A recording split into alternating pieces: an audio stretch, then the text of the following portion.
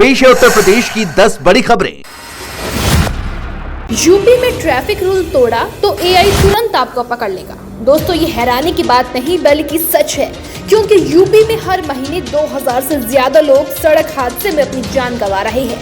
सिर्फ जून 2025 तक 14,000 से ज्यादा लोगों ने अपनी जान गंवाई है, जिसके चलते परिवहन विभाग के सारे प्रयास फेल होने के बाद अब सरकार ने आर्टिफिशियल इंटेलिजेंस का सहारा लेने का फैसला किया है। केंद्र सरकार ने यूपी में एआई आधारित सड़क सुरक्षा मॉडल के पायलट प्रोजेक्ट को मंजूरी दे दी है। यदि ये प्रयोग सफल होता है तो पूरे देश में से लागू किया जाएगा। ये टेक्नोलॉजी खतरनाक जगहों की पहचान, रियल टाइम निगरानी और अलर्ट सिस्टम के जरिए हादसों को रोकने में मदद करेगी। प्रयागराज में लगातार हालात बिगड़ते जा रहे हैं। गंगा और यमुना खतरे के निशान से ऊपर बह रही है। बाढ़ के चलते बद्रा और सुनोटी गांव टापू जैसे बन गए हैं, जहां करीब 5000 लोग पिछले 30 दिनों से फंसे हुए हैं। घरों में पानी भर चुका है, बिजली गुल है और स्कूल कॉलेज बंद पड़े हुए हैं। रोजमर्रा की जरूरतों के लिए लोग नाव का सहारा ले रहे हैं। बीमार लोगों को इलाज के लिए 4 से 5 किलोमीटर दूर नाव से ले जाना पड़ रहा है। हालात बेहद चिंताजनक बने हुए हैं, तो वहीं दूसरी तरफ योगी सरकार भी अब फुल एक्शन मोड में बाढ़ग्रस्त इलाकों में नजर आ रही है। यूपी के बाढ़ग्रस्त इलाकों के दौरे पर पहुंचे मंत्री संजय निषाद ने विवादित बयान दे डाला है। कानपुर देहात में उन्होंने बाढ़ को गंगा मैया का सौभाग्य बताया और कहा कि गंगा पुत्रों के पैर धोने आई है, जब गांव डूबे हैं और लोग परेशान हैं। मंत्री जी स्वर्ग जाने की बातें करने लगे। साथ ही मौजूद बीजेपी जिलाध्यक्ष ने एक बुजुर्ग महिला से कहा कि तुम यमुना मैया के दर्शन कर रही हो, सौभाग्य की बात है। मुरादाबाद में महिला से गलत करने की कोशिश करने वाला आदिल सैफी पुलिस एनकाउंटर में गिरफ्तार हुआ है। आपको बता दें कि वो नर्सिंग स्टाफ का मेंबर है और उसके पैर में गोली लगी है। पकड़े जाने के बाद वो हॉस्पिटल में कान पकड़कर माफी मांगता हुआ नजर आया। उसने महिला से बदसलूकी की थी, जो सीसीटीवी में कैद हो गई है। पुलिस ने 24 घंटे में उसे पकड़ लिया। ग्रेटर नोएडा से एक बड़ी खबर सामने आई है, जहां एक युवक के खाते में 1 लाख करोड़ से ज्यादा रुपए आ गए और फिर उसके बाद हड़कंप मच गया। बताया जा रहा है कि दंतकौर निवासी दीपक के बैंक खाते में अचानक 1,13,56,000 करोड़ ट्रांसफर हो गए। ये रकम उसकी दिवंगत मां गायत्री देवी के कोटक महिंद्रा बैंक खाते में आई, जिसे दीपक यूपीआई से चला रहा था।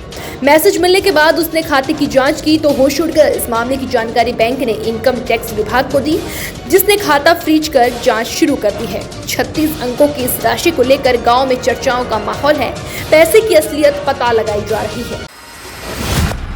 शाहजहांपुर जिले में उस वक्त हड़कंप मच गया जब एक मगरमच्छ रिहायशी इलाके में घुस आया।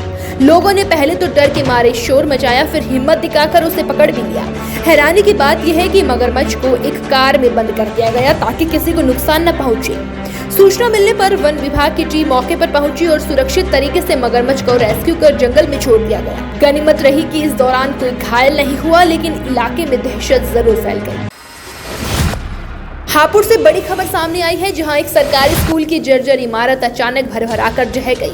हादसे से ठीक 2 सेकंड पहले एक बुजुर्ग महिला उस जगह से गुजरी थी। जैसे ही वो थोड़ा आगे बढ़ी, इमारत तेज आवाज के साथ नीचे गिर गई।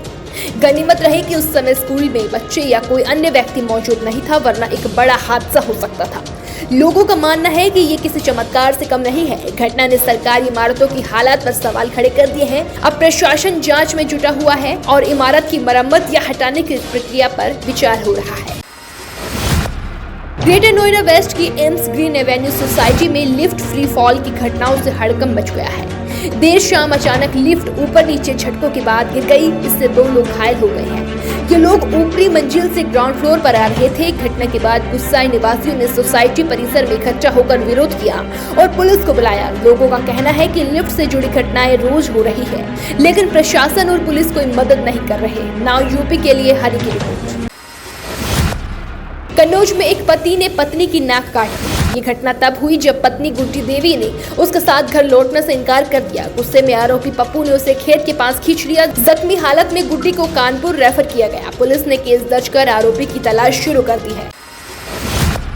बलिया रेलवे स्टेशन पर जीआरपी को बड़ी सफलता हासिल हुई है। चेकिंग के दौरान स्वतंत्रता सेनानी एक्सप्रेस की जनरल बोगी से एक व्यक्ति के पास करीब 54 लाख रुपए बरामद किए गए हैं। ये व्यक्ति दिल्ली से बिहार के मधुबनी जा रहा था। पूछताछ में वो इन पैसों का कोई ठोस दस्तावेज नहीं दिखा सका। इतनी बड़ी रकम बिना जानकारी के ले जाना शक के घेरे में माना जा रहा है।